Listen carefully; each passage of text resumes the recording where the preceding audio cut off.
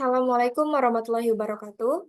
Perkenalkan, nama saya Indah Fadilah dengan NPM 2211021059. Di sini saya akan mempresentasikan mini skripsi saya dan sekaligus menjadi tugas praktikum, tugas akhir mata kuliah Ekonometrika 2, Fakultas Ekonomi dan Bisnis Universitas Lampung, jurusan Ekonomi Pembangunan. Baik, eh, di sini dalam pengerjaan skripsi saya tidak sendirian. Saya bersama rekan saya yaitu Sabrina Tiara Sofia dengan NPM 2211021074. Oke, judul dari miniskripsi kami adalah Pengaruh Upah Minimum Provinsi dan PMDN terhadap tingkat kemiskinan, studi data panel pada 3 provinsi Kalimantan, yaitu Kalimantan Tengah, Selatan, dan Timur, periode tahun 2003 sampai 2023. Abstraknya adalah kemiskinan adalah salah satu masalah yang kompleks dalam lingkup sosial ekonomi di Indonesia dan diperlukan penanganan yang komprehensif. Penelitian ini bertujuan untuk menganalisis bagaimana pengaruh upah minimum provinsi dan penanaman modal dalam negeri (PMDN) terhadap tingkat kemiskinan di 3 provinsi Kalimantan, yaitu Kalimantan Tengah, Selatan, dan Timur, selama periode 2003 sampai 2023. Dalam menganalisis, digunakan metode analisis data yaitu menggunakan model regresi data panel yang menggabungkan data time series dan data cross-section. Menggunakan data sekunder yang diperoleh dari berbagai sumber resmi di Indonesia, yaitu Badan Pusat Statistik dan jurnal-jurnal terpercaya, untuk data upah minimum provinsi, penanaman modal dalam negeri, dan tingkat kemiskinan, bersumber dari Badan Pusat Statistik di Indonesia dengan rentan waktu yang sudah ditentukan. Hasil dari penelitian yang sudah dilakukan menunjukkan bahwa adanya pengaruh yang signifikan antara upah minimum provinsi dengan tingkat kemiskinan di 3 provinsi Kalimantan. Sedangkan dengan penanaman modal dalam negeri tidak memiliki pengaruh yang signifikan. Hasil dari penelitian ini dapat berkontribusi penting terhadap pemahaman dan informasi tentang faktor-faktor mempengaruhi tingkat kemiskinan di Provinsi Kalimantan. Hasil dari penelitian ini juga dapat memberikan implikasi yang penting untuk para pembuat kebijakan untuk mengoptimalkan kebijakan upah minimum provinsi dan menarik investasi dalam negeri secara strategis guna mengurangi kemiskinan. Abstrak dalam bahasa Inggris, poverty is one of the most complex issues within the socio-economic context in Indonesia, requiring comprehensive solution.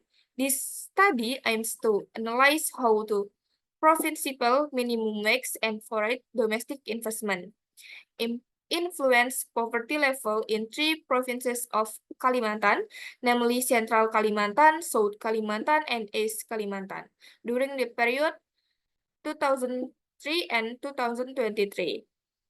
To conduct the analysis, a data panel regression model was used, combining time series data and cross-sectional data. The study utilized secondary data obtained from various official sources in Indonesia, including the Central Statistic Agency and reputable journals. Data on provincial minimum wage, foreign domestic investment, and poverty level were sourced from the Central Statistic Agency within the specific time frame.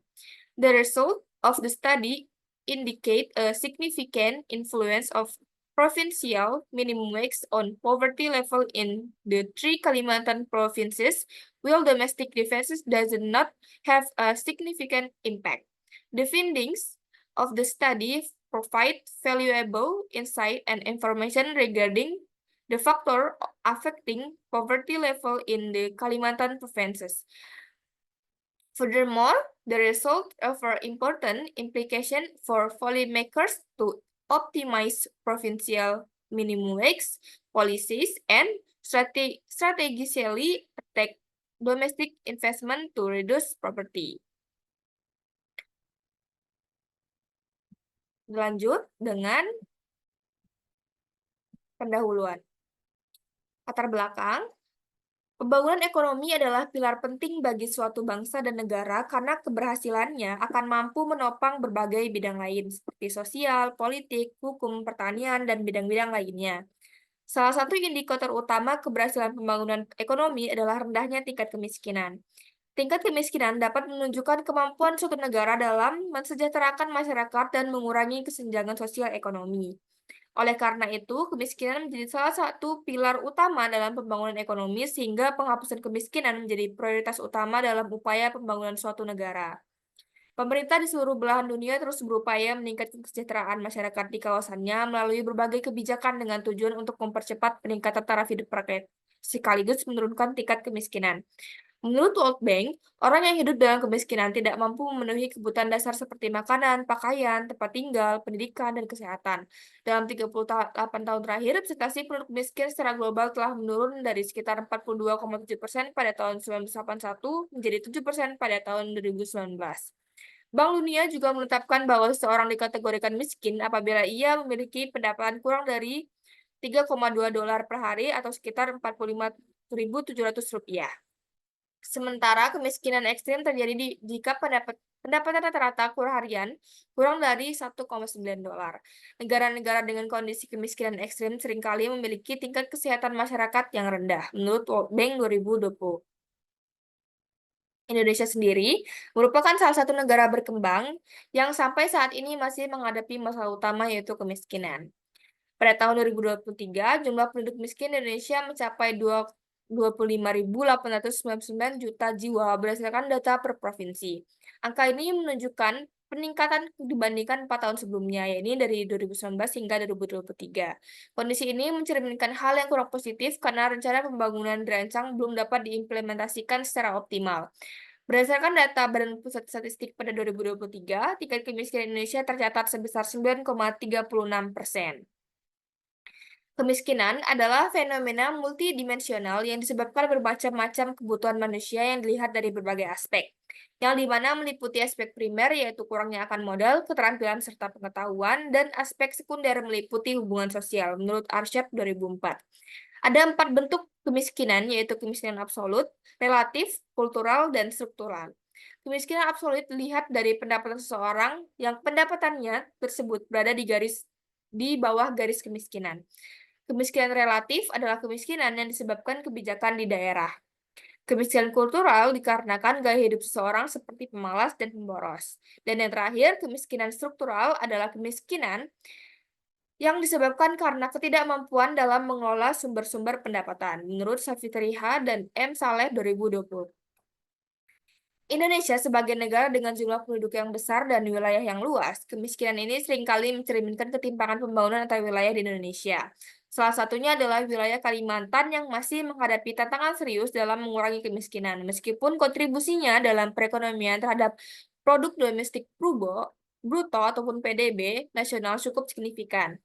Dari data Badan Pusat Statistik pada 2023 menunjukkan bahwa tingkat kemiskinan di 3 provinsi Kalimantan yang sesuai dengan variabel penelitian yaitu Kalimantan Tengah, Selatan, dan Timur tetap berada di atas rata-rata nasional, meskipun terjadi penurunan dalam beberapa tahun terakhir. Dari 34 provinsi di Indonesia, terdapat 16 provinsi yang memiliki angka kemiskinan di atas angka nasional, dan 18 provinsi lainnya berada di bawah angka nasional.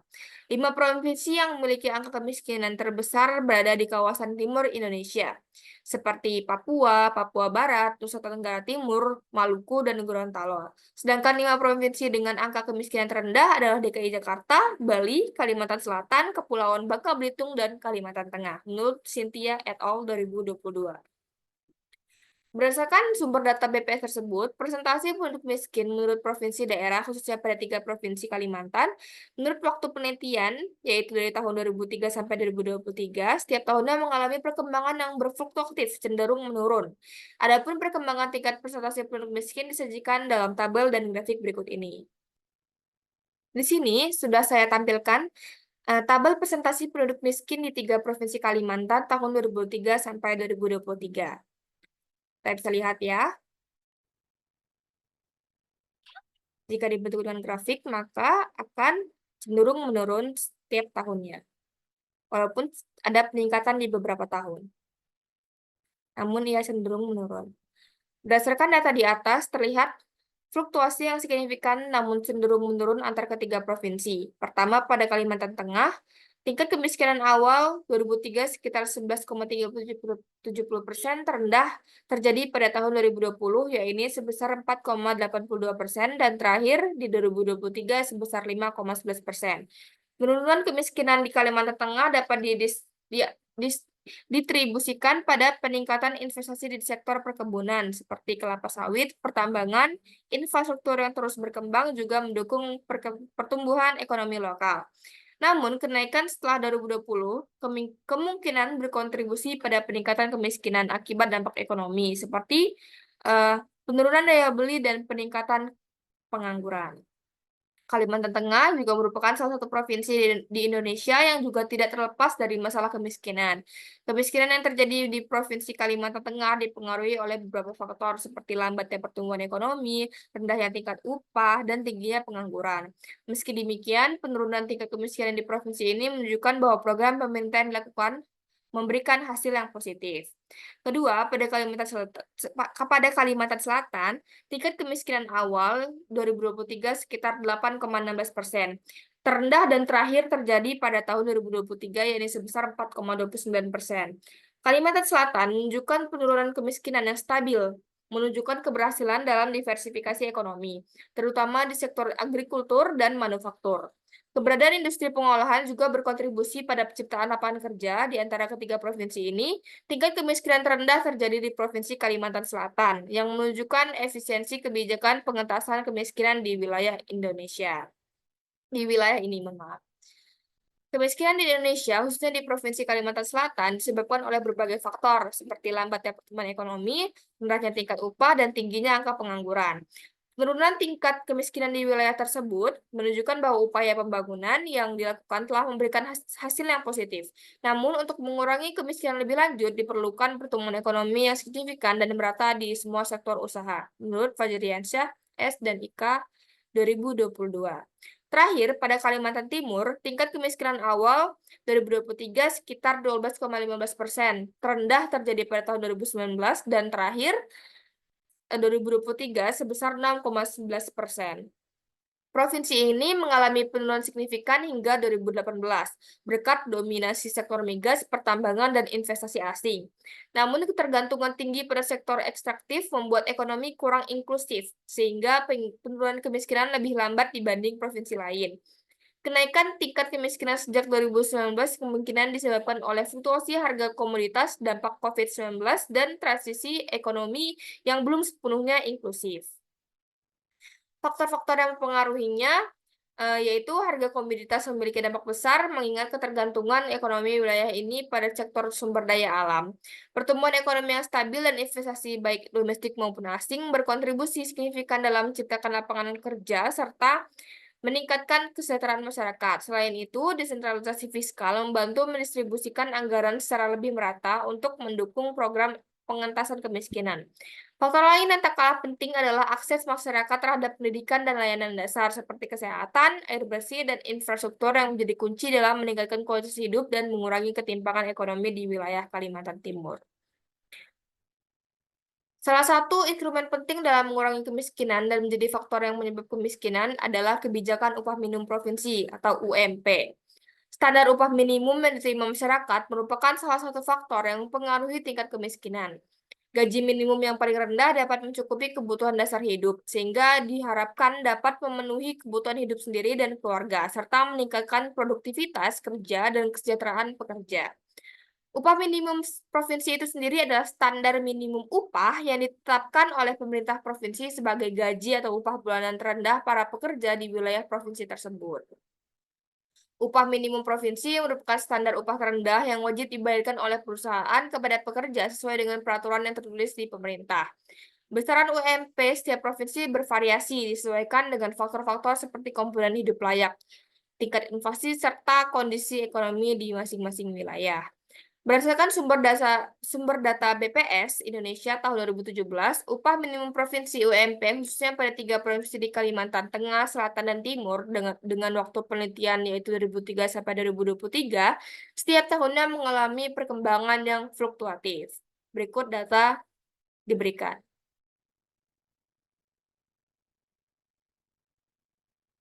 Jika dibentuk dengan grafik, maka cenderung meningkat ya setiap tahunnya.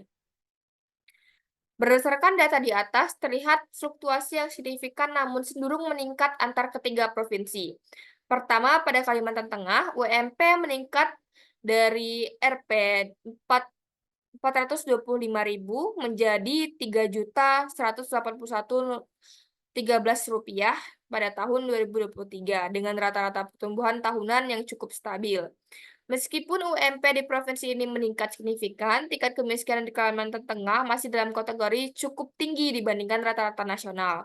Hal ini menunjukkan bahwa kenaikan UMP belum cukup efektif dalam mengurangi kemiskinan karena sektor formal yang memanfaatkan UMP lebih terbatas dibanding informalnya. Seperti yang sudah dijelaskan bahwa Kalimantan Tengah masih menghadapi tingkat kemiskinan yang relatif tinggi, terutama di daerah pedesaan. Kondisi wilayah provinsi ini sebagian besar tenaga kerjanya terlibat di sektor pertanian dan perkebunan yang tidak banyak terpengaruh oleh kebijakan UMP, karena masih termasuk ke dalam sektor informal. Di antara ketiga provinsi dalam penelitian, UMP di Kalimantan Tengah menjadi yang terendah. Kedua, pada Kalimantan Selatan, UMP bertambah dari awalnya 425.000 menjadi 3.149.978 rupiah. Kenaikannya berjalan dengan Kalimantan Tengah, meskipun dalam beberapa tahun nilai UMP-nya sedikit lebih tinggi. Peningkatan stabil di provinsi ini diikuti dengan tantangan besar pada sektor pertanian dan perkebunan yang masih mendominasi perekonomian lokal. Karena sebagian besar tenaga kerja di sektor ini tidak terjangkau oleh kebijakan UMP, sehingga pengaruhnya terhadap penurunan kemiskinan relatif kecil.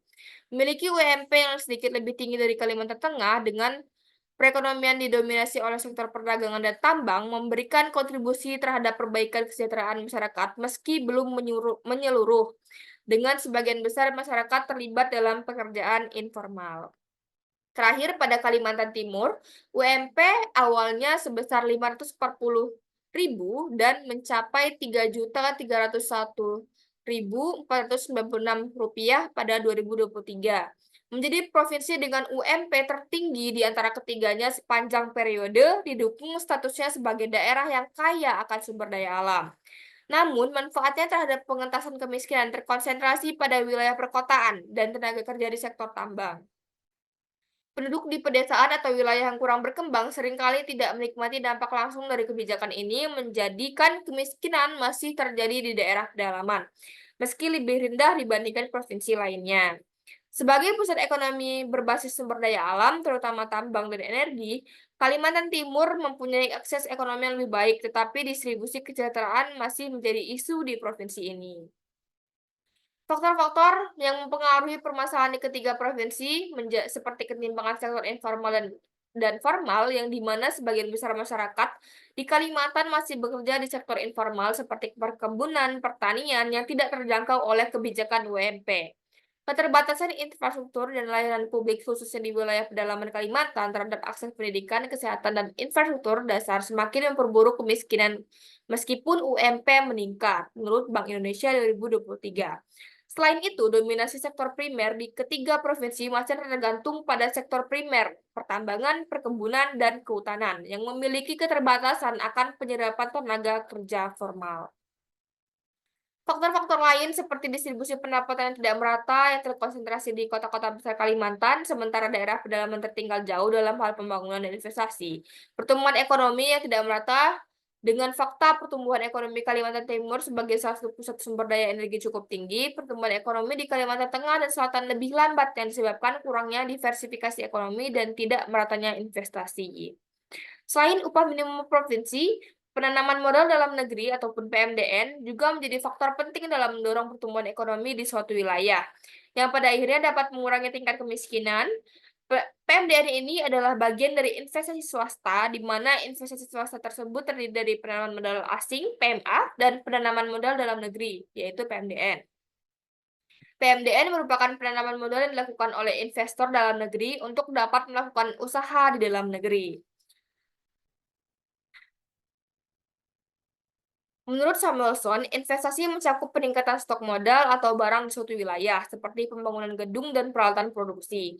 Tujuan utama investasi adalah memperoleh keuntungan di masa depan dan mengantisipasi tekanan inflasi. Menurut Sukirno, investasi diartikan sebagai pengeluaran untuk membeli barang modal dan perlengkapan produksi yang bertujuan untuk meningkatkan kapasitas produksi barang dan jasa dalam suatu perekonomian. Berdasarkan sumber data Badan Pusat Statistik Indonesia, realisasi investasi penanaman modal dalam negeri, khususnya pada 3 provinsi di Kalimantan Tengah, Selatan, dan Timur, menurut waktu penelitian, setiap tahunnya mengalami perkembangan yang fluktuatif. Tingkat presentasi penduduk Adapun perkembangannya adalah sebagai berikut. Berikut data penanaman modal dalam negeri PMDN di 3 provinsi Kalimantan dalam satuan miliar rupiah. Jika dibentuk grafik, maka dapat dilihat ya, ini sangat berfluktuatif, kadang meningkat, menurun, lalu meningkat lagi. Di Provinsi Kalimantan Timur tepatnya. Berdasarkan data di atas, terlihat fluktuasi antar ketiga provinsi. Pertama, pada Kalimantan Tengah, nilai investasi PMDN dimulai pada tahun 2023 sebesar 19.147,63 miliar rupiah. Terdapat fluktuasi hingga mencapai puncak pada 2023 dengan 56.579,75 miliar rupiah. Terlihat beberapa tahun menunjukkan penurunan yang tajam seperti pada tahun 2008 dibandingkan tahun-tahun sebelumnya. Sebagai wilayah yang kaya akan sumber daya alam, investasi PMDN di Kalimantan Tengah seringkali fluktuatif tergantung pada kondisi global dan kebijakan lokal. Pada tahun-tahun dengan tingkat investasi yang rendah, tingkat kemiskinan pasti cenderung lebih tinggi karena keterbatasan pembukaan lapangan pekerjaan. Kedua, pada Kalimantan Selatan, terlihat pada tahun 2023, nilai PMDN adalah 4.775,64 miliar rupiah. Angka ini mengalami peningkatan hingga mencapai 12.173,50 miliar rupiah pada tahun 2023. Pertumbuhan PMDN di provinsi ini lebih stabil dibandingkan Kalimantan Tengah dengan tingkat penurunan signifikan hanya di tahun tertentu, misalnya 2018. Pertumbuhan ekonomi di Kalimantan Selatan didorong oleh sektor perdagangan dan jasa. Namun, laju peningkatan PMDN menunjukkan bahwa wilayah ini bergantung pada sumber pendapatan lain, contohnya UMKM. Terakhir, pada Kalimantan Timur, tahun 2023 PMDN tercatat sebesar 2.709,48 miliar rupiah dan meningkat hingga 52.171,70 miliar rupiah pada 2023. Kalimantan Timur menunjukkan pertumbuhan PMDN yang relatif stabil dengan lonjakan signifikan di tahun 2017 sekitar 25.868,30 miliar rupiah. Provinsi ini memiliki nilai PMDN tertinggi dan konsisten, mencerminkan bahwa ketergantungan pada sektor energi dan tambang. Peningkatan investasi membawa dampak baik pada pengurangan tingkat kemiskinan di Kalimantan Timur, dengan tantangan distribusi hasil ekonomi tetap menjadi masalah utama. Ketiga provinsi ini memperlihatkan bahwa kenaikan investasi PMDN tidak selalu linier terhadap penurunan tingkat kemiskinan. Hal ini disebabkan oleh banyak faktor seperti minimnya dampak investasi terhadap masyarakat miskin, distribusi hasil investasi yang kurang merata, dan kurangnya investasi pada pendidikan serta kesehatan yang dasarnya sangat mempengaruhi tingkat kemiskinan. Terlihat pada tahun 2018, ketiga provinsi mengalami fluktuasi PMDN yang dapat dikaitkan dengan krisis ekonomi global. Hal ini menunjukkan bahwa PMDN sangat bergantung pada stabilitas ekonomi nasional dan internasional. Selain itu, dengan meningkatnya PMDN di sektor-sektor produktif, khususnya pada pembukaan lapangan pekerjaan di tingkat lokal, maka kemiskinan akan berkurang dengan signifikan. Optimalisasi kebijakan investasi yang lebih inklusif diperlukan agar manfaat PMDN yang dapat dirasakan oleh masyarakat miskin. Berdasarkan pemaparan masalah di atas, peneliti tertarik tentang masalah tingkat kemiskinan di 3 provinsi Kalimantan dengan melihat faktor upah minimum provinsi dan realisasi penanaman modal dalam negeri.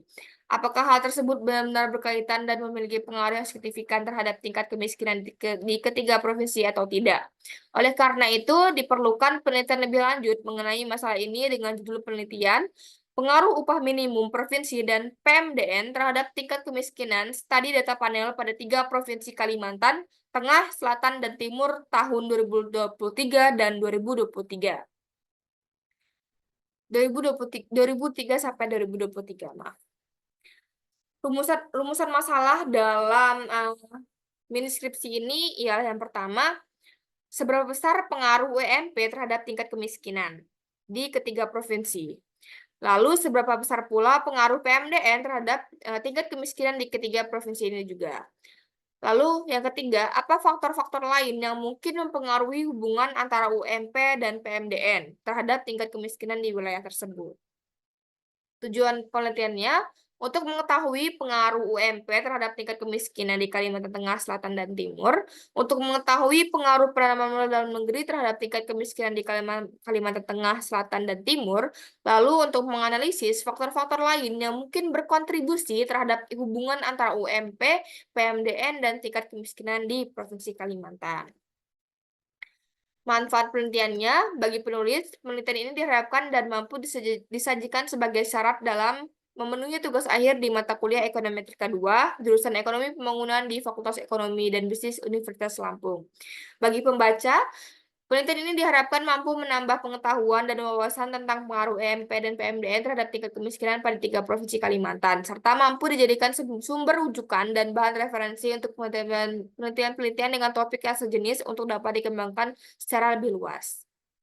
Kita masuk ke bab 2, yaitu kerangka teori dan tinjauan pustaka. Landasan teori. Yang pertama, kemiskinan. Seperti yang sudah dijelaskan, kemiskinan merupakan suatu kondisi ketidakmampuan individu atau kelompok secara ekonomi untuk memenuhi standar hidup rata-rata masyarakat di suatu daerah. Kondisi ketidakmampuan ini ditandai dengan rendahnya kemampuan pendapatan atau untuk memenuhi kebutuhan pokok baik berupa pangan, sandang, maupun papan. Kondisi masyarakat yang disebut miskin dapat dilihat berdasarkan kemampuan pendapatan dalam memenuhi standar hidup. Lalu, yang kedua adalah skema terbentuknya perangkap kemiskinan. Menurut pandangan Chambers, kemiskinan di negara-negara berkembang dan dunia ketiga dapat digambarkan sebagai kondisi yang memiskin, atau dalam konteks ini kemiskinan tidak hanya dilihat sebagai kurangnya pendapatan, tetapi juga sebagai rendahnya kemampuan individu atau rumah tangga untuk memenuhi kebutuhan dasar.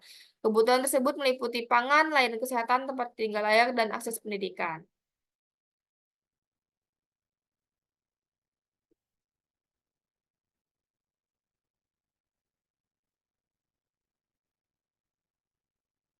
Lalu yang kedua adalah upah minimum.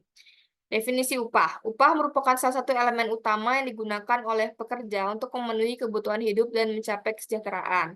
Sesuai pasal 1 angka 31 Undang-Undang Nomor 13 Tahun 2023 tentang Ketenagakerjaan. Kesejahteraan pekerja atau buruh didefinisikan sebagai pemenuhan kebutuhan fisik dan psikologis baik dalam maupun di luar hubungan kerja. Pemenuhan ini bertujuan untuk meningkatkan produktivitas dalam lingkungan kerja yang aman dan sehat.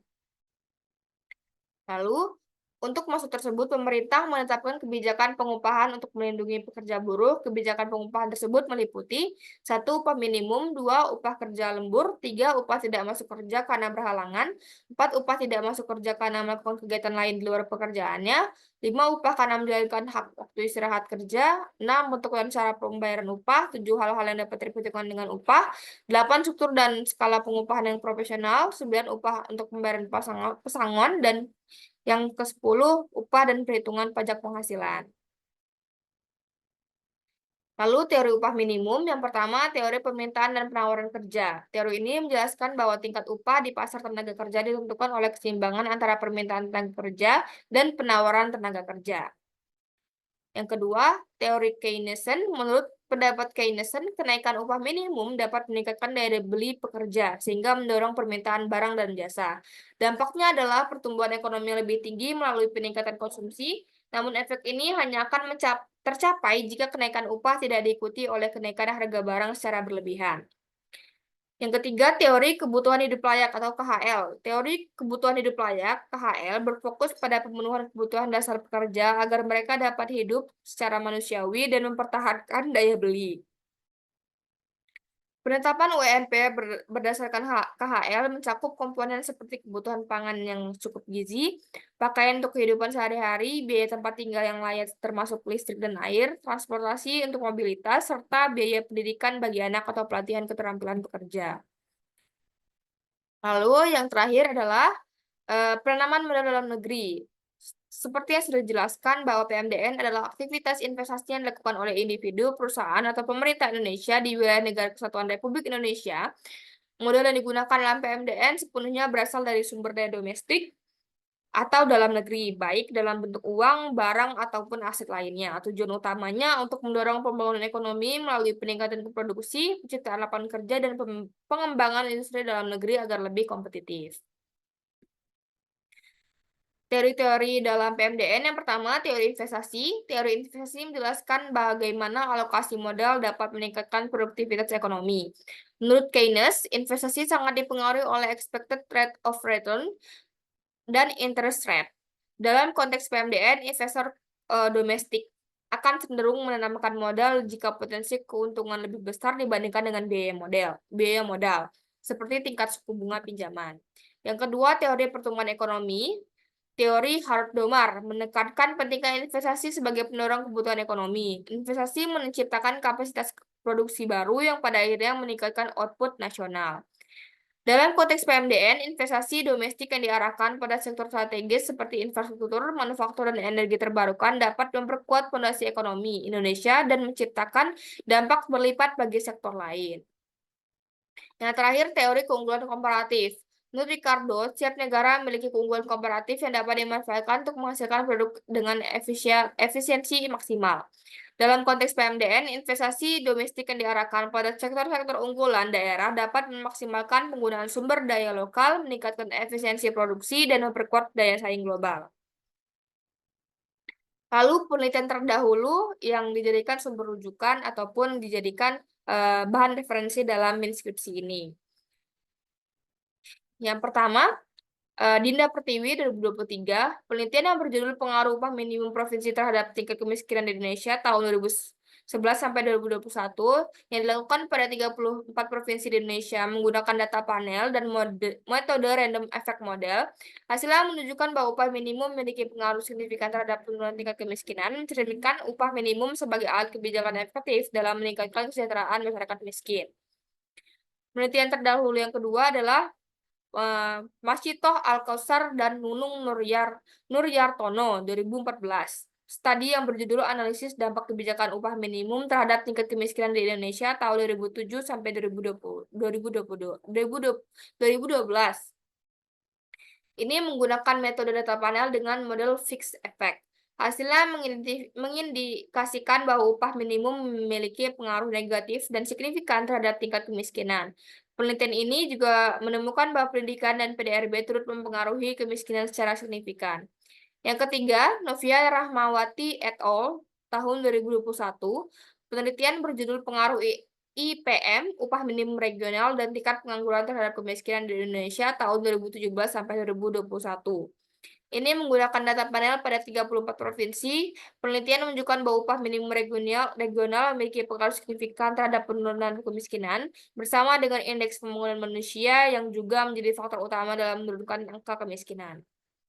Yang keempat, Fadel Aji Pamungkas, penelitian berjudul Pengaruh Upah Minimum Terhadap Pengangguran dan Kemiskinan di Indonesia tahun 2011 sampai 2016, menggunakan analisis data panel. Penelitian ini menunjukkan bahwa kebijakan upah minimum mampu menurunkan kemiskinan di 33 provinsi Indonesia, namun memiliki dampak yang beragam terhadap tingkat pengangguran. Yang kelima, Islamiyah. Studi berjudul Analisis Pengaruh PDRB, IPM, dan Upah Minimum Provinsi Terhadap Tingkat Kemiskinan, periode 2005 sampai 2014, menunjukkan bahwa upah minimum memiliki pengaruh signifikan dalam menurunkan kemiskinan, terutama pada provinsi dengan tingkat kemiskinan tertinggi di Indonesia. Penelitian ini menekankan pentingnya kombinasi antara kebijakan upah dan investasi lokal untuk mengurangi kemiskinan. Yang keenam, Hanifah Safitri dan Muhammad Saleh 2020. Penelitian berjudul Pengaruh Belanja Modal, Belanja Non-Modal, Penanaman Modal Asing, dan Penanaman Modal Dalam Negeri Terhadap Kemiskinan di Kalimantan Selatan. Menganalisis data sekunder selama periode 2008 sampai 2017. Menggunakan regresi linear berganda, selama menunjukkan bahwa belanja modal dan PMA berpengaruh negatif signifikan terhadap kemiskinan, sementara belanja non-modal memiliki pengaruh positif namun tidak signifikan, dan PMDN berpengaruh negatif tetapi tidak signifikan.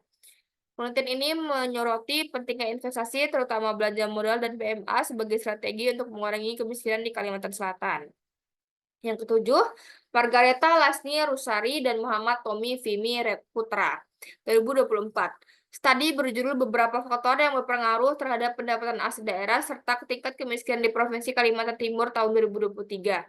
Menunjukkan bahwa PAD di Kalimantan Timur dipengaruhi oleh fluktuasi harga komoditas utama, pertumbuhan ekonomi, investasi, desentralisasi fiskal, serta efektivitas dan efisiensi pengolahan keuangan daerah. Sementara itu, tingkat kemiskinan dipengaruhi oleh pertumbuhan ekonomi, tingkat pengangguran, akses terhadap pendidikan dan layanan dasar, serta ketimpangan pendapatan. Hubungan antara PAD dan kemiskinan bersifat negatif, di mana peningkatan PAD dapat menurunkan kemiskinan melalui pembiayaan program-program sosial dan pengembangan layanan kesehatan. Yang kedelapan adalah Setiani BR Simulingga 2021. Penelitian berjudul Pengaruh Kredit UMKM, PMA, dan PMDN terhadap pertumbuhan ekonomi dan pengangguran di Provinsi Kalimantan Tengah. Merupakan penelitian mengevaluasi dampak kredit UMKM investasi asing dan PMDN terhadap pertumbuhan ekonomi dan pengangguran di Kalimantan Tengah. Menggunakan analisis jalur. Hasilnya menunjukkan bahwa PMA dan PMDN memiliki pengaruh signifikan terhadap pertumbuhan ekonomi, sementara kredit dan UMKM pertumbuhan ekonomi secara langsung berpengaruh signifikan dalam mengurangi tingkat pengangguran. Penelitian ini menyarankan bahwa investasi berorientasi pada ciptaan lapangan kerja dan kredit UMKM yang lebih besar dapat mempercepat pengurangan pengangguran. Kerangka berpikirnya, dengan alasan teori-teori pertumbuhan dan distribusi pendapatan, variabel dependennya adalah tingkat kemiskinan, variabel independennya adalah UMP dan PMDN dengan alat analisis regresi data panel, dan uji asumsi klasik, disertai dengan uji hipotesis, uji T dan uji F. Hipotesis dalam mini skripsi yang kami buat, yang pertama, untuk variabel UMP diharapkan berpengaruh signifikan terhadap tingkat kemiskinan di 3 provinsi Kalimantan. Artinya, semakin tinggi upah minimum provinsi, maka tingkat kemiskinan di 3 provinsi Kalimantan akan semakin menurun pada periode penelitian. Untuk yang kedua, untuk variabel penanaman dalam negeri, PMDN diharapkan mempengaruhi signifikan terhadap tingkat kemiskinan di 3 provinsi Kalimantan selama periode 2003 sampai 2023. Artinya, semakin tinggi PMDN, maka tingkat kemiskinan di 3 provinsi Kalimantan akan menurun pada periode penelitian. Yang terakhir adalah UMP dan PMDN secara simultan diharapkan berpengaruh signifikan terhadap tingkat kemiskinan di 3 provinsi Kalimantan selama periode 2003 sampai 2023. Kombinasi antara kebijakan upah minimum yang baik dan peningkatan PMDN dapat menciptakan efek sinergis dalam mengurangi tingkat kemiskinan. Lanjut ke bab 3, metode penelitian. Yang pertama, jenis penelitian. Dalam penelitian ini, metode yang digunakan adalah jenis pendekatan kuantitatif explanatory yang bertujuan untuk menjelaskan hubungan sebab akibat antara variabel independen terhadap variabel dependennya. Pendekatan kuantitatif digunakan karena penelitian ini memanfaatkan data berupa angka yang diolah secara statistik untuk menguji hipotesis yang telah dirumuskan. Fokus penelitian ini adalah menganalisis pengaruh UMP, PMDN baik secara parsial maupun simultan terhadap tingkat kemiskinan pada 3 provinsi Kalimantan. Pendekatan yang digunakan adalah analisis data panel, yaitu gabungan antara data cross-section dan time series.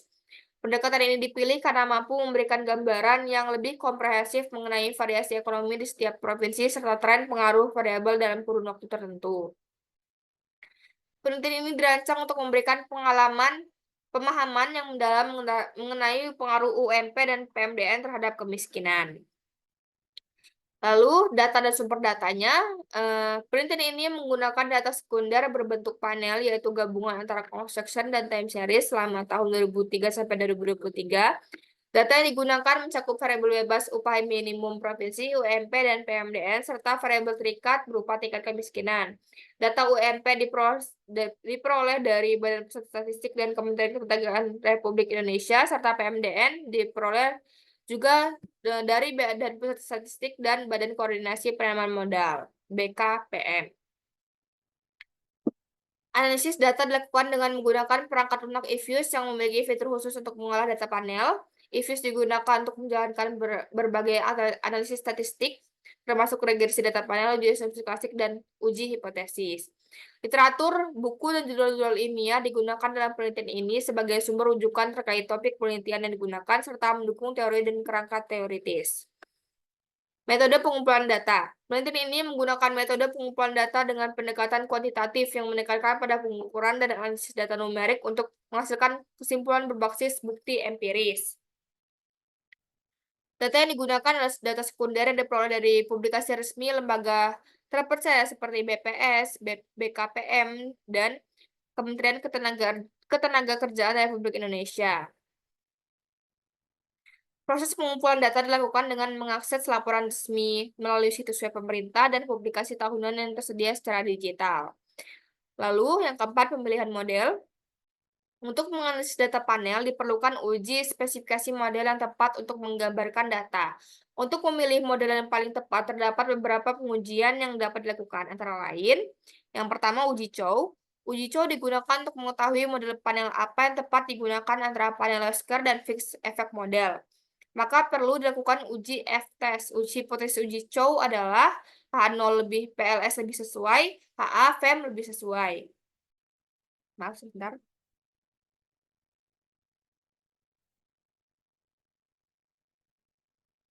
Untuk nilai statistik F hitung apabila nilai probability F statistik kurang dari 0,05, maka H0 ditolak sehingga model digunakan adalah fixed effect model.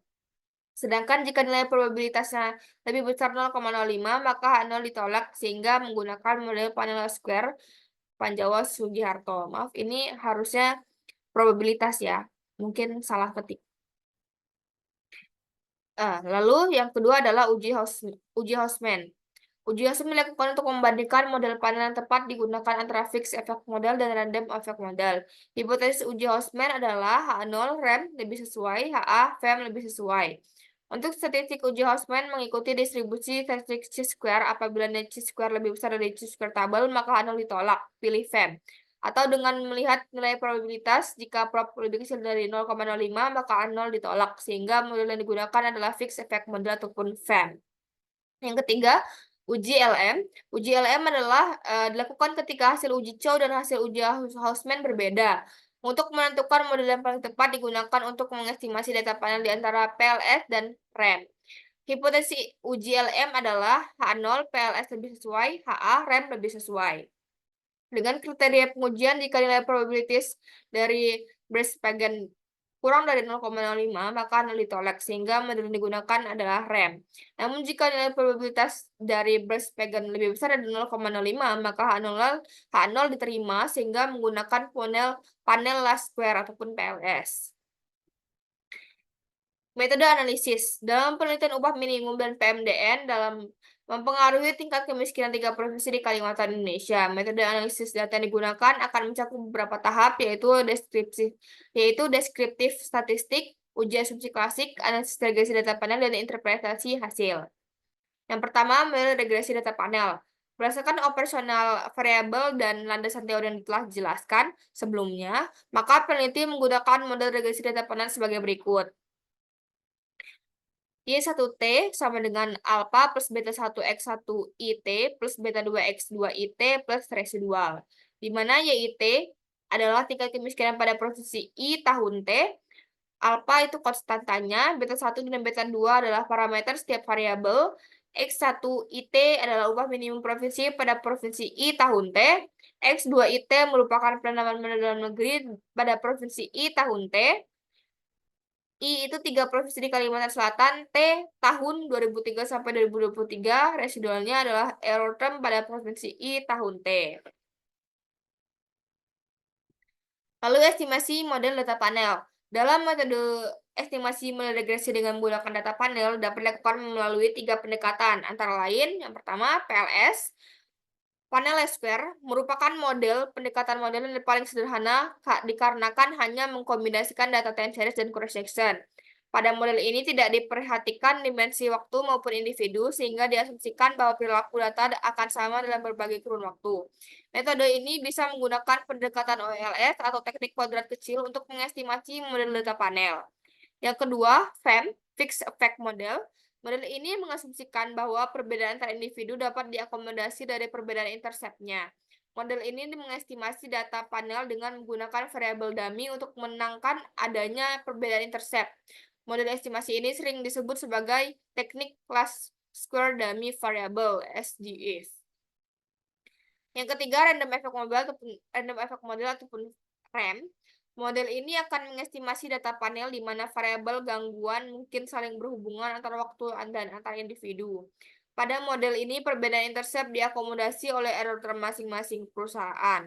Keuntungan menggunakan model ini yaitu menghilangkan heteroskedastisitas. Model ini juga disebut dengan Error Component Model atau ECM, atau teknik Generalized Least Square ataupun GLS. Lalu statistik deskriptif. Statistik deskriptif merupakan proses transformasi data dalam penelitian yang diinterpretasikan sehingga mudah untuk dipahami. Statistik deskriptif ini bertujuan untuk memberikan gambaran umum tentang informasi mengenai karakteristik dari variabel dependen dan variabel independen yang dipilih dalam penelitian. Beberapa data yang sudah diperoleh akan dibahas dan ringkas dalam statistik deskriptif ini untuk dijadikan sebagai dasar pengambilan keputusan dalam penelitian. Lalu uji asumsi klasik. Sebelum menguji hipotesis dalam penelitian ini, terlebih dahulu dilakukan pengujian persyaratan analisis data yang meliputi yang pertama, uji normalitas. Dilakukan untuk bertujuan mengetahui apakah nilai residual atau variabel pengganggu dalam model regresi terdistribusi secara normal ataupun tidak. Data dikatakan memenuhi kriteria blue apabila terdistribusi normal. Pada penelitian kali ini, untuk melihat apakah data model penelitian terdistribusi normal atau tidak dengan menggunakan uji Jar-Guebera atau dalam aplikasi eFuse. Suatu data model regresi dikatakan terdistribusi normal atau tidak dapat didasarkan pada asumsi berikut.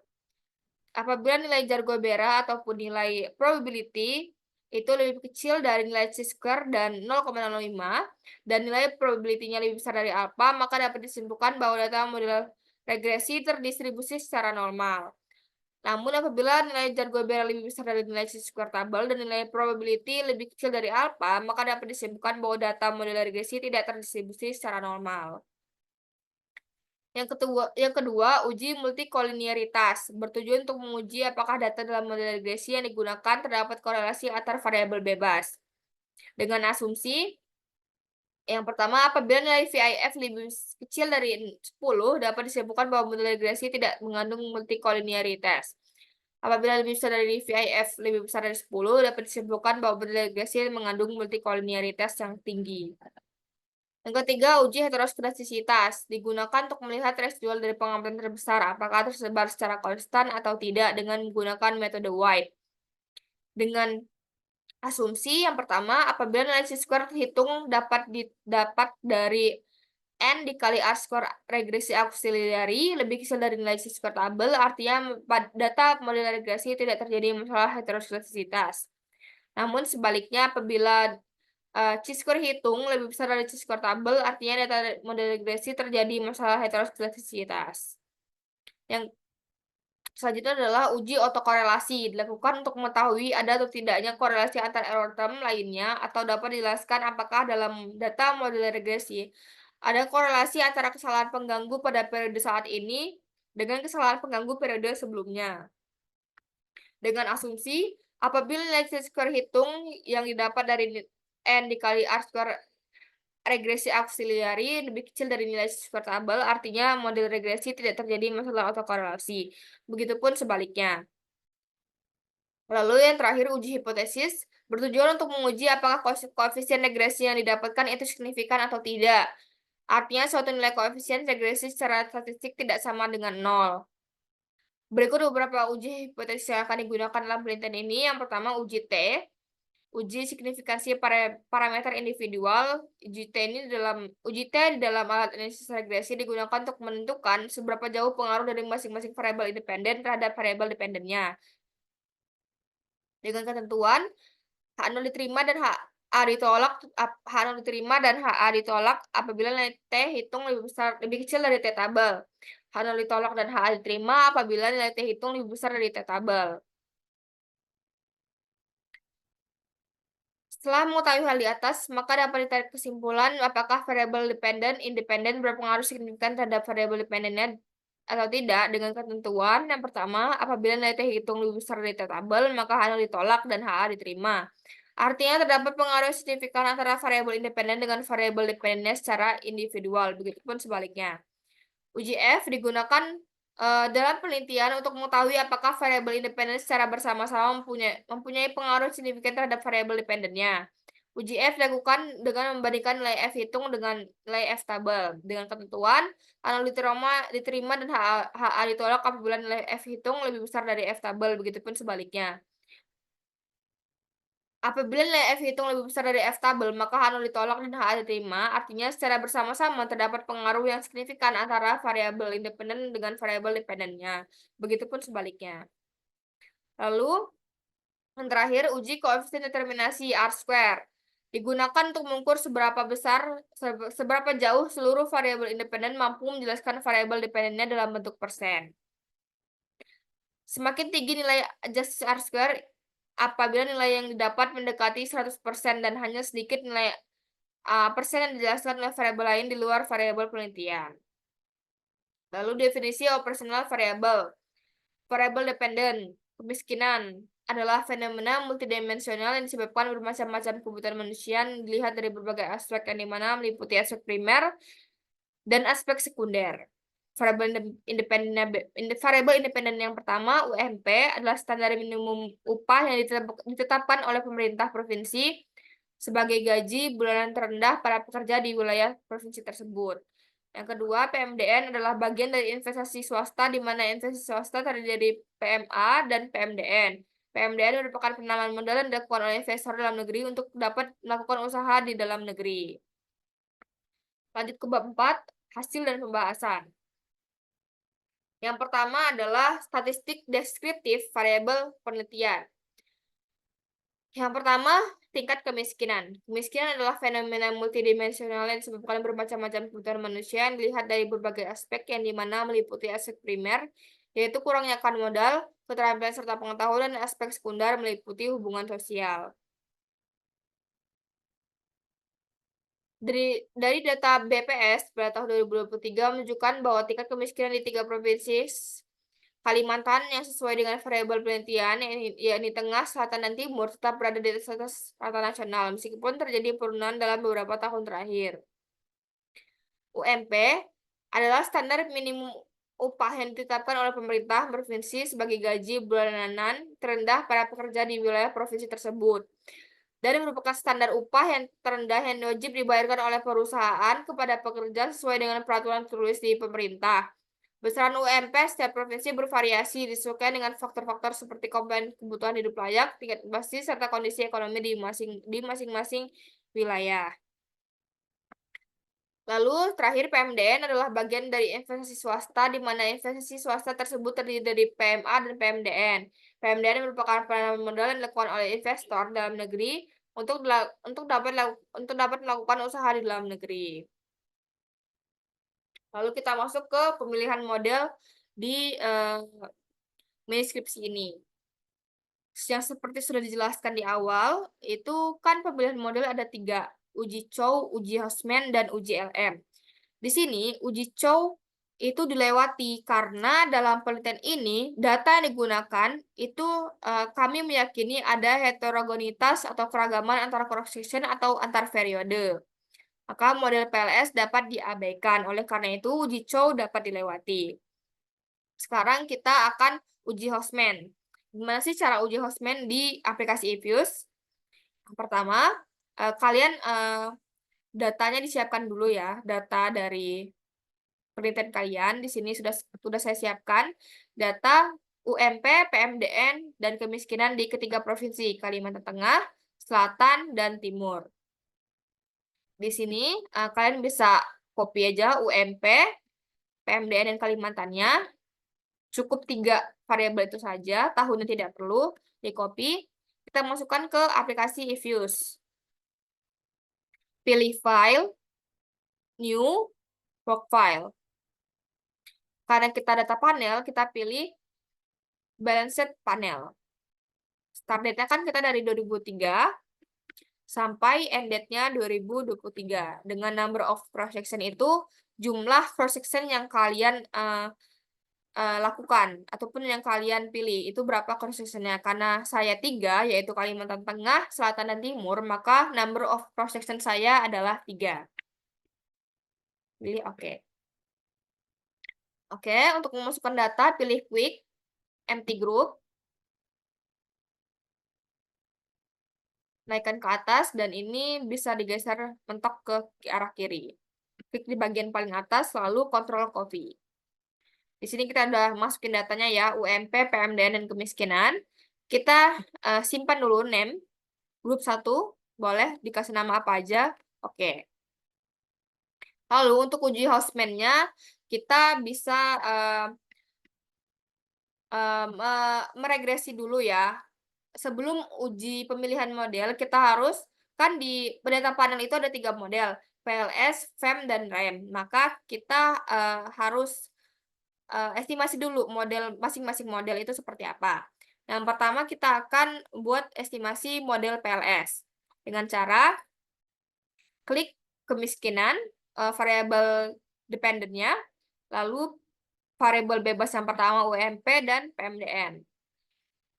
Klik kanan, open, ask a question. C, di bagian akhir itu dihapus, pindahkan di antara variabel bebas dan variabel terikatnya. Oke, di sini udah di antara kemiskinan UMP dan PMDN ya. Kita klik oke. Nah, di sini udah kita dapat itu hasil dari PLS-nya. PLS-nya itu sama aja last square yang nggak diapa-apain. Dia non pokoknya. Kita kasih nama dulu. Ini PLS. Bentar. Lalu untuk FEM dan REM kita bisa pakai, di sini kita copy objek dulu ya untuk model PLS. Copy objek di sini. Oke. Lalu kita pilih estimate. Untuk model fix itu kita untuk equation specification-nya itu sama saja, tapi di panel option itu kita ganti cross section-nya dengan fix. Karena FEM, fix effect model, jadi kita ganti di sini cross section-nya adalah fix. Klik OK. Kita udah dapat model FEM-nya, sama seperti tadi, kita save dulu, kasih nama FEM. Enter. Oke, yang terakhir itu model REM. Kita copy objek lagi. Oke. Kita estimate.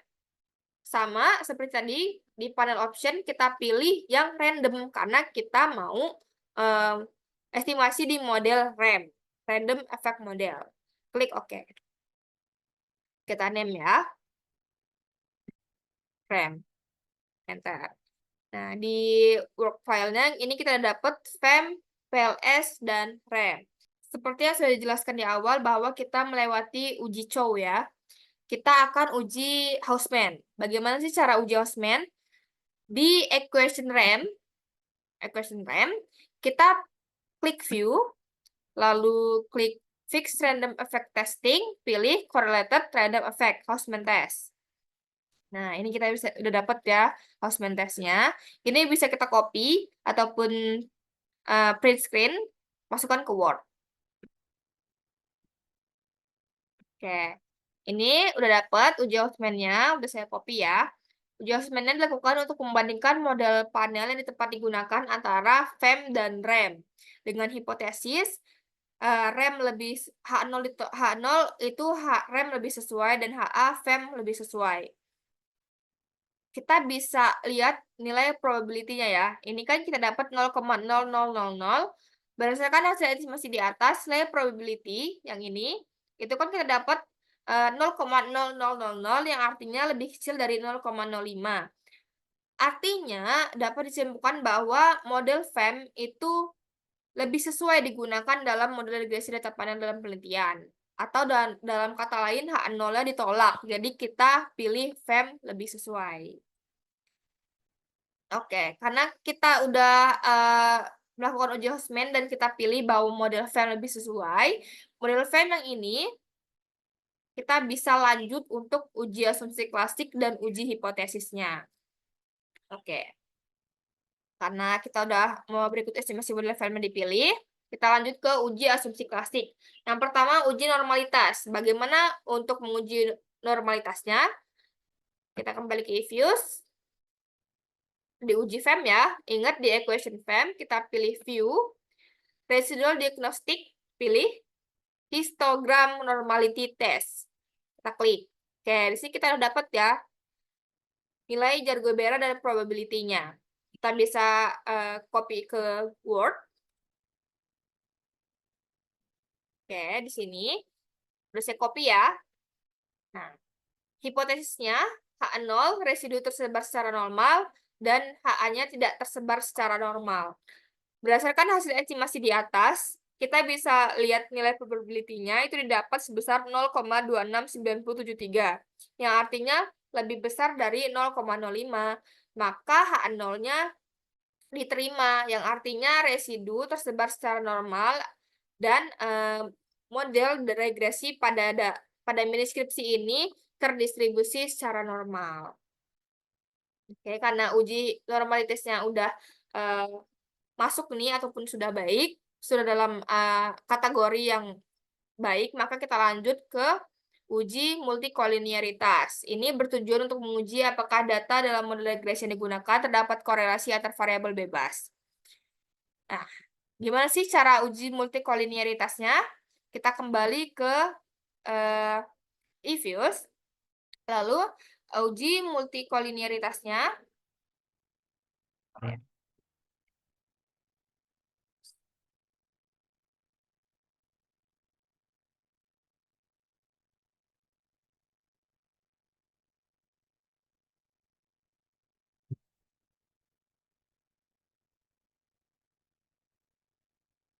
Kita kembali ke Evius.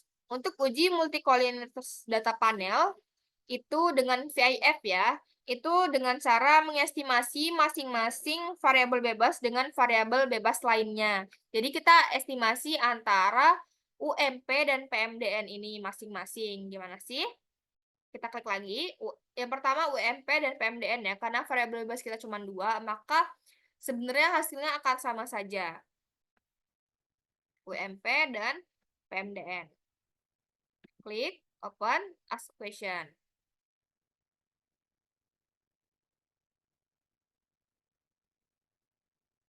Kita pilih oke.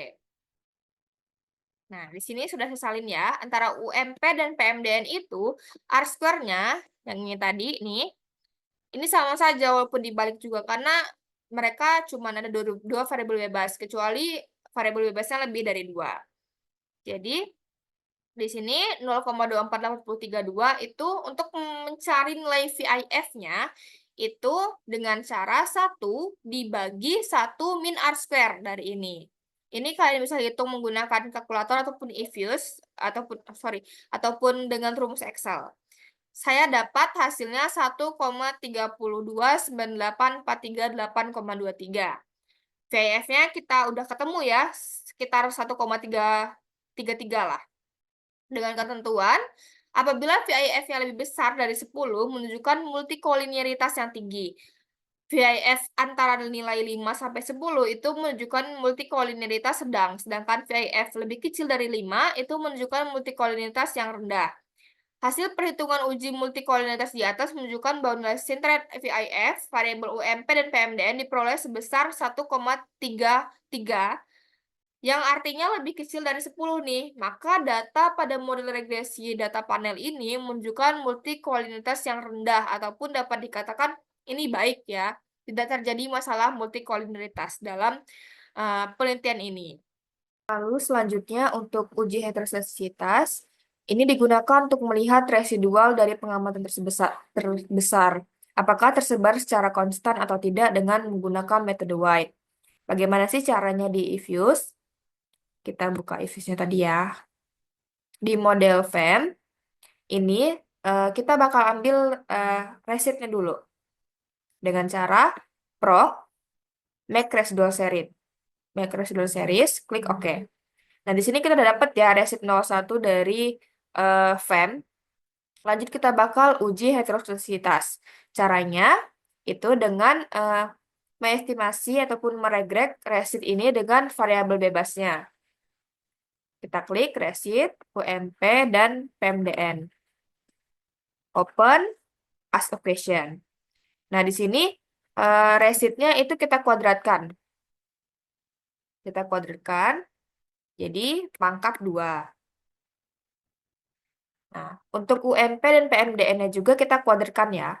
UMP pangkat 2 dan PMDN-nya juga kita pangkatin 2. Lalu selanjutnya kita bakal mengkalikan antara variabel bebas 1 dengan variabel bebas lainnya. UMP dikali dengan PMDN. Nah, ini udah dapat kita equation specification-nya untuk uji heteroskedastisitas. Kita klik OK. Oke, ini kita kasih name dulu ya. Terus kedastisitas. Ini kita bisa salin ke Word. Sini saya udah salin ya. Nah, di sini kita udah dapat dari uji heteroskedastisitasnya di Evius. Lalu dengan hipotesis H0-nya homokedastisitas dan HA-nya heteroskedastisitas. Berdasarkan hasil uji heteroskedastisitas di atas, nilai R-square regresi auxiliary yang ini itu sebesar 0,196637. Nilai chi-square hitung itu kita bisa dapat dari N dikali R-square regresi auxiliary-nya nih. N-nya adalah total panel observation 63 dikali dengan 0,196637. Maka didapat hasil 12,388131. Nah, sedangkan nilai chi-square tabelnya itu kita bisa dapat dari Excel, rumus Excel, dengan alpha 5% dan DF 5. 5 itu dari sini ya, nih. 1, 2, 3, 4, 5. Dengan hasil 11,07. Dengan hipotesis, jika N dikali regresi auxiliary-nya itu lebih besar dari chi-square hitung, itu artinya tolakan 0, tidak ada heterosensitivitas. Jika N dikali R-square regresi auxiliary-nya itu lebih kecil sama dengan chi-square tabel, maka terima H0 ataupun ada heterosensitivitas. Di sini karena 12,388 ini lebih besar dari 11,07, maka dapat disimpulkan bahwa data model regresi ada masalah heteroskedastisitas. Kita lanjut ke uji asumsi klasik yang terakhir, itu uji otokorelasi. Uji otokorelasi ini dilakukan untuk mengetahui ada atau tidaknya korelasi antar error term lainnya, atau dapat dijelaskan apakah data dalam model regresi ada korelasi antara kesalahan pengganggu pada periode saat ini dengan kesalahan pengganggu periode sebelumnya. Bagaimana sih cara kita melakukan uji otokorelasi di regresi data panel? Kita akan kembali ke Evius. Nah, jadi untuk untuk uji otokorelasi itu kita bisa menggunakan hasil estimasi dari equation FEM ya. Kita klik FEM yang ini. Lalu karena kan kita tadi sudah uji otokorelasi ini membutuhkan resid 01. Karena tadi di uji heteroskedastisitas kita sudah mengeluarkan resid 01-nya, maka kita bisa langsung estimasi ya. Dengan cara seperti apa? Estimasi resid 01 ini akan diestimasi terhadap variabel-variabel bebas dan leg dari residual tersebut. Di leg sampai ke leg 2. Bagaimana caranya? Sama seperti uji heteroskedastisitas tadi, tetapi sedikit berbeda. Oke, kita akan pilih resid 01-nya. Sambil klik kontrol, kita pilih UMP dan PMDN. Klik open as equation. Sama, C-nya kita pindahin ke sini. Dan kita akan kita akan melakukan resid init sampai ke leg-nya 2, sampai leg 2. Ketik aja resid 01 leg yang pertama min 1 dan resid 01 sampai ke leg 2. Nah, ini sampai min 2 ya. Lalu udah untuk, untuk uji autokorelasi, equation specification-nya seperti ini, sedikit berbeda dengan heteroskedastisitas, namun, cara langkah-langkahnya hampir sama. Kita klik oke. Di sini kita udah dapat ya uji autokorelasinya, kita kasih nama dulu, autokorelasi. Kita bisa salin ini ke Word. Ingat ya, ini skornya 0,66. Ya, ini udah kita masukin ke Word. Nah, untuk autokorelasi ini hipotesisnya itu H0 tidak ada autokorelasi dan HA ada autokorelasi.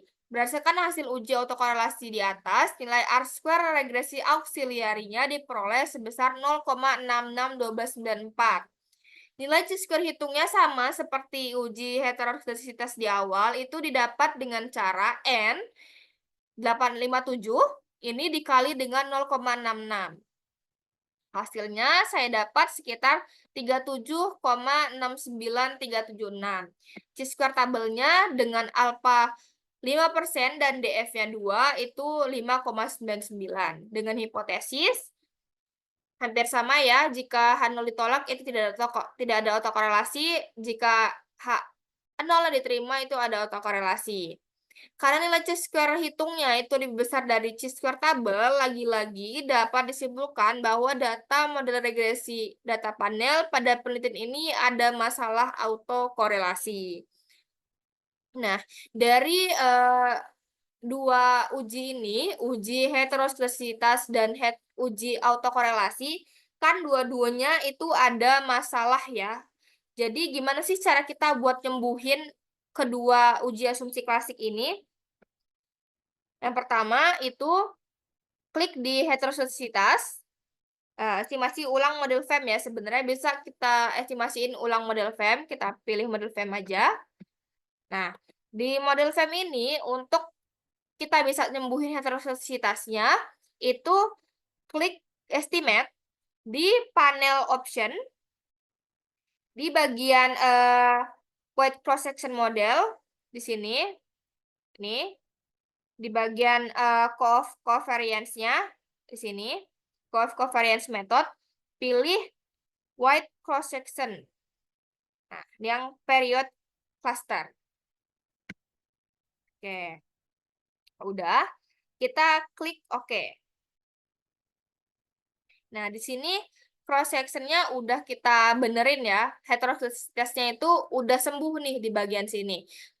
Kan tadi juga uji autokorelasinya itu juga ada masalah. Kita bisa sembuhin lagi dengan cara hampir sama, klik estimate lagi.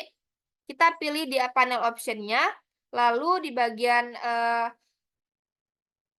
weights, di bagian weights ini kita pilih di cross section weights. Nah, ini untuk autokorelasi dan ini untuk heteroskedastisitas. Ini cross section-nya di bagian FEM. Kita pilih oke.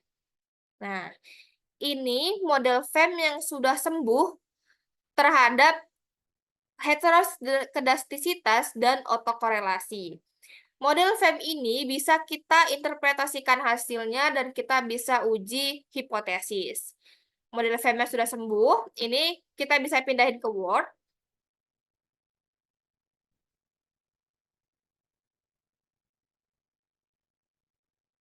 Oke. Sama ya, 9,35 dan di sini 9,35. Oke, ini hasil estimasi model FEM yang sudah disembuhkan atas masalah heteroskedastisitas dan masalah autokorelasi. Oke, dengan hasil uji regresi di atas, maka persamaan regresi yang diperoleh itu kemiskinan IT 9,3534 minus 0,008106 UMP IT plus 5,08 E min 06 PMDN IT. Nah, Lalu hasil dari estimasi ini dapat diartikan dan diinterpretasikan dengan lebih detail. Yang pertama, untuk konstanta ataupun intercept beta nolnya sekitar 0,9534. Ini artinya jika UMP dalam rupiah dan PMDN dalam miliar rupiah sama dengan 0, maka tingkat kemiskinan di ketiga provinsi Kalimantan Tengah, Selatan, dan Timur akan sebesar 9,3534% atau sebesar dengan konstantanya. Lalu untuk koefisien regresi parsial variabel yang pertama, UMP, itu sekitar minus 1,81 E06. Artinya, setiap kenaikan Rp1 UMP di 3 provinsi, maka tingkat kemiskinan di 3 provinsi Kalimantan, Tengah, Selatan, dan Timur akan menurun sebesar minus 1,81 E0,6% dengan asumsi ceteris paribus. Lalu untuk koefisien regresi variabel yang kedua, itu PMDN, dapat sebesar 5,08 E-06. Artinya setiap kenaikan 1 miliar rupiah PMDN di 3 provinsi Kalimantan, maka tingkat kemiskinan di 3 provinsi Kalimantan akan meningkat sebesar 5,08 E-06% dengan asumsi ceteris paribus. Lalu kita akan melakukan uji hipotesisnya. Yang pertama uji T terhadap regresi beta 1 ya. T tabelnya kita dapat 1,67 dengan 0,05 dan observasinya 63. H0 tidak ada hubungan negatif signifikan antara UMP dan kemiskinan. HA ada hubungan negatif yang signifikan antara UMP dan kemiskinan. JT koefisien regresi beta 1-nya kita dapat nih minus 7,25.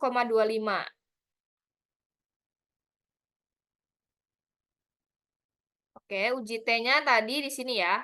Nah, nih uji T statistik minus 7,25 di bagian UMP. Artinya ini ada di daerah tolak H0 karena T tabelnya itu 1,67 karena secara teori dia arah kiri, artinya hubungannya negatif, maka minus 1,67. Berdasarkan pengujian statistik dengan alfa 0,05, karena T tabel itu minus 1,67 lebih kecil dari T hitung, minus 7,25, maka H0 ditolak. Artinya ada hubungan negatif yang signifikan antara UMP yang diukur dalam rupiah dengan tingkat kemiskinan di ketiga provinsi yang diukur dengan persen. Untuk UMP itu artinya ada hubungan yang negatif dan signifikan terhadap tingkat kemiskinan di Provinsi Kalimantan. Lalu bagaimana dengan koefisien regresi yang kedua yaitu PMDN? Sama dengan tadi, kita lihat ya di bagian regresinya itu 2,96 tes statistiknya. Karena secara teori PMDN ini hubungannya negatif, maka dia akan arah kiri nih, uji T-nya. Artinya kan kalau negatif itu semakin tinggi PMDN-nya kan tingkat kemiskinannya kan akan semakin rendah. Nah, sedangkan di hasil estimasi yang kita dapat itu T hitungnya positif nih, 2,96. Sedangkan T tabelnya minus 1,67. Artinya T hitung dari PMDN itu di daerah terima H0. Maka kesimpulannya tidak ada hubungan negatif yang signifikan antara PMDN yang diukur dalam miliar rupiah dengan tingkat kemiskinan di ketiga provinsi Kalimantan yang diukur dengan persen.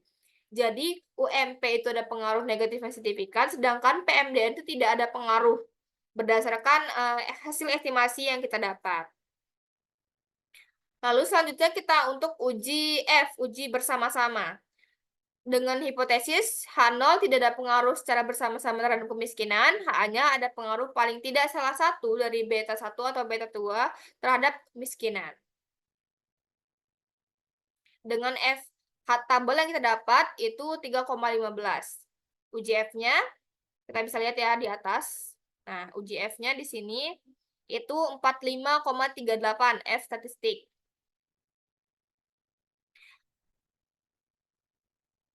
Nah, karena F tabelnya kita dapat 3,15, maka F hitung sekitar 45,38 ini ada di daerah tolak H0 nih. Maka dapat disimpulkan bahwa F tabel itu lebih kecil dari F hitung. maka H0 ditolak. Artinya ada pengaruh secara bersama-sama antara UMP dalam rupiah dan PMDN dalam miliar rupiah. Walaupun yang berpengaruh itu hanya UMP, tapi kan di hipotesis kita bisa lihat bahwa ada pengaruh paling tidak salah satu dari beta 1 ataupun beta 2. Maka H0-nya ditolak. Artinya ada pengaruh secara bersama-sama. Yang terakhir itu uji koefisien determinasi R square. Nilai justice R square yang dapat itu sebesar 0,7411. Nih, justice R square-nya 0,7411. Itu artinya eh, sebesar 74,11%, kita bentuk jadi persen ya. Nilai koefisien ini menunjukkan bahwa variabel UMP dan PMDN mampu menjelaskan variabel tingkat kemiskinan dalam persen sebesar 74,11%, sedangkan sisanya sekitar 25,89%-nya dijelaskan oleh variabel lain. Selesai untuk uji hipotesis, kita akan masuk ke pembahasan. Apa sih pengaruh UMP terhadap tingkat kemiskinan? Faktornya apa saja yang membuat dia berpengaruh negatif dan signifikan terhadap tingkat kemiskinan?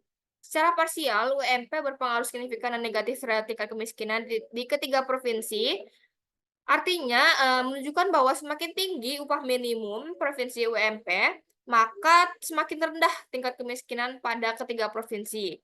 Dengan faktor-faktornya, yang pertama peningkatan pendapat real per kapita, real pekerja.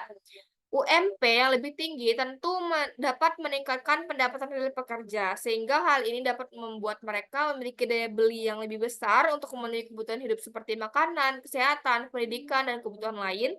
Hal ini akan mengurangi tingkat kemiskinan di ketiga provinsi Kalimantan. Lalu, faktor yang kedua itu distribusi pendapatan yang lebih merata. Tentu UMP yang tinggi akan berfungsi sebagai alat redistribusi pendapatan dari perusahaan ke masyarakat. Ketika distribusi pendapatan ini tersebar secara merata, maka akan mengurangi ketimpangan ekonomi yang seringkali menjadi cikal bakal dari kemiskinan.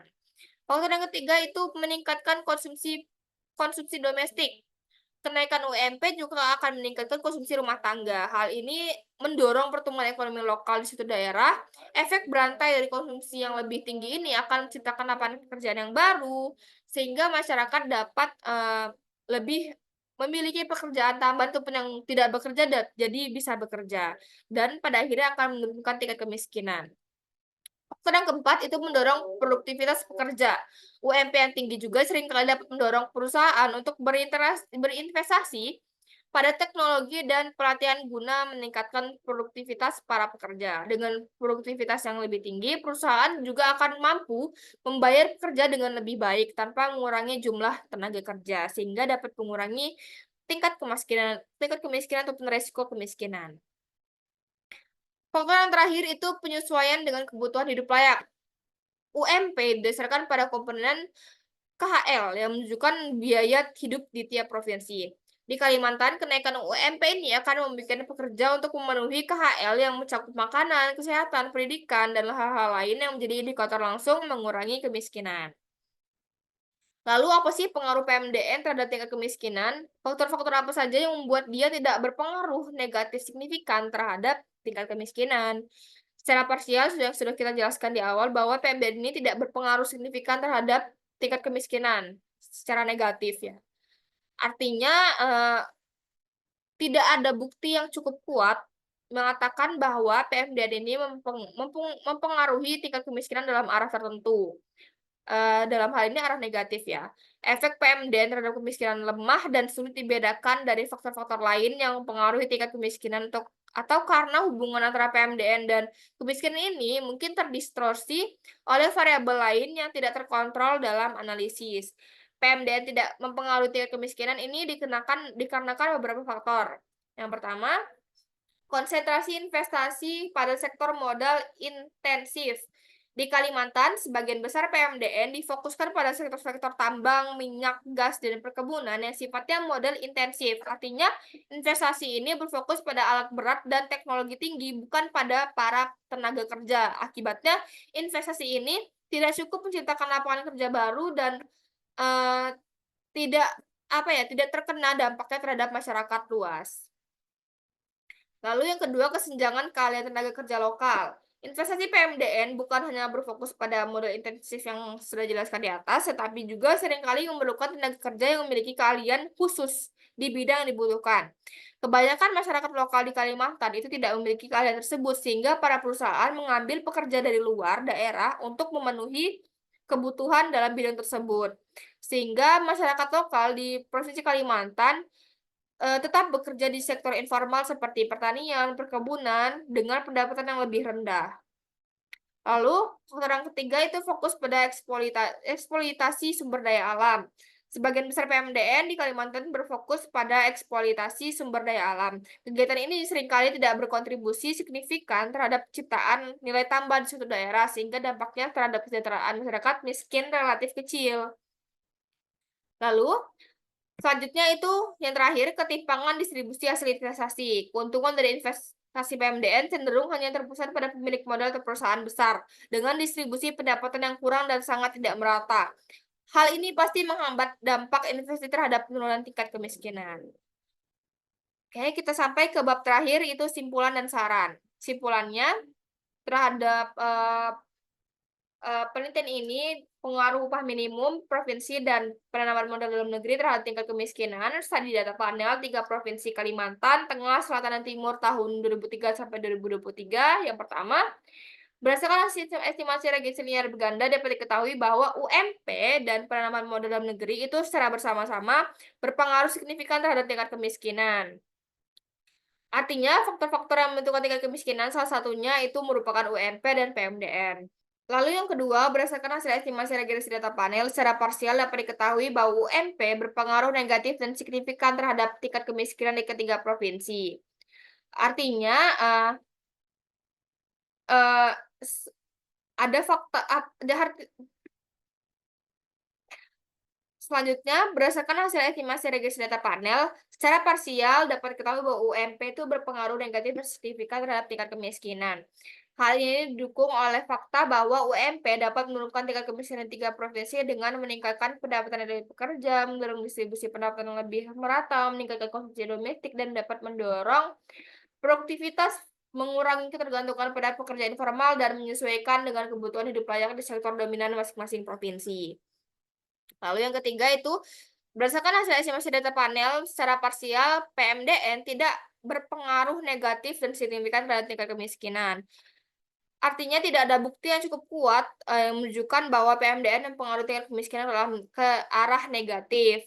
Faktor-faktor ini seperti investasi terfokus pada sektor modal intensif, kurang menyerap tenaga kerja lokal, memiliki hubungan yang lemah dengan ekonomi lokal, distribusi hasil investasi yang tidak merata, infrastruktur yang terbatas, serta dominasi eksploitasi sumber daya alam tanpa dampak signifikan pada kesejahteraan masyarakat di ketiga provinsi Kalimantan. Lalu untuk sarannya, berdasarkan hasil analisis dari penelitian, saran yang dapat diberikan oleh penulis adalah yang pertama, bagi pemerintah pusat diharapkan dapat memastikan kebijakan UMP ditetapkan secara baik dengan selalu mempertimbangkan kebutuhan hidup masyarakat, produktivitas pekerja, inflasi, dan faktor-faktor lain yang mendukung. Selain itu, diharapkan juga upaya untuk memaksimalkan manfaat PMDN di ketiga provinsi Kalimantan untuk diarahkan ke investasi yang padat karya dan mampu menyerap tenaga kerja lokal. Perlu dipastikan juga bahwa distribusi hasil investasi tersebar secara merata di setiap wilayah Kalimantan. Peningkatan infrastruktur juga diharapkan dapat ditingkatkan untuk mendukung optimalisasi investasi dalam negeri. Yang kedua, bagi masyarakat diharapkan terutama pada tenaga kerja lokal untuk dapat memanfaatkan peluang kerja yang muncul akibat kebijakan UMP dan PMDN dengan cara meningkatkan keterampilan dan kompetensi terhadap pihak pekerja luar. Hal ini dapat dilakukan dengan pelatihan kerja dan pendidikan vokasi sehingga masyarakat mampu memenuhi standar pasar tenaga kerja yang lebih kompetitif. Yang ketiga, bagi pemerintah pusat dan daerah diharapkan untuk menjadi pribadi yang baik, jujur, dan bertanggung jawab agar tidak terjadi kecurangan dalam hal apapun yang mencakup kebijakan dan penanganan tingkat kemiskinan. Yang keempat, bagi para pelaku ekonomi diharapkan mampu mendukung kebijakan pengurangan kemiskinan ini dengan meningkatkan keterlibatan investasi yang berorientasi terhadap masyarakat lokal, seperti dengan menciptakan lapangan kerja yang baru, berkualitas, serta memperkuat hubungan dengan sektor ekonomi lokal untuk dapat memberikan dampak yang lebih signifikan terhadap kesejahteraan masyarakat. Yang terakhir, bagi peneliti selanjutnya diharapkan dapat menggali lebih dalam hubungan antara PMDN dan tingkat kemiskinan dengan memperhatikan beberapa aspek sektoral seperti fokus ke kualitas infrastruktur, atau tingkat pendidikan para tenaga kerja. Penelitian ini dapat dikembangkan lebih luas ke wilayah lain atau menambahkan rentang waktu yang lebih panjang untuk memperoleh hasil yang lebih komprehensif. Sekian daftar pustaka yang bisa kami tampilkan, sekitar ada 4 halaman kurang dengan lampirannya juga. Sekian presentasi ataupun eee, tugas praktikum dari saya selaku Indah Fadilah dan, hasil mini skripsi dari saya dan rekan saya Sabrina Tiara Sofia. Saya ucapkan terima kasih kepada Bapak Imam Awwaluddin dan teman-teman sekalian. Sekian, kurang lebihnya saya mohon maaf. Saya akhiri. Wassalamualaikum warahmatullahi wabarakatuh.